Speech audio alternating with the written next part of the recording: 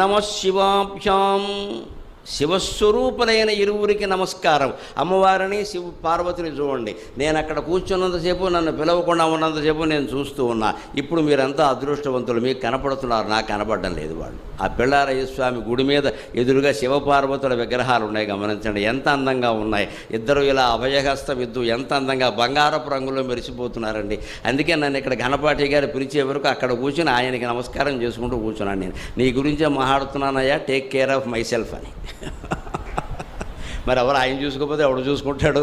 వేదిక ఎక్కితే మీ గురించి చెప్పేది నువ్వు చూసుకోవయ్యా అని చెప్పి వచ్చాను, ఆయన చూసుకుంటాడు.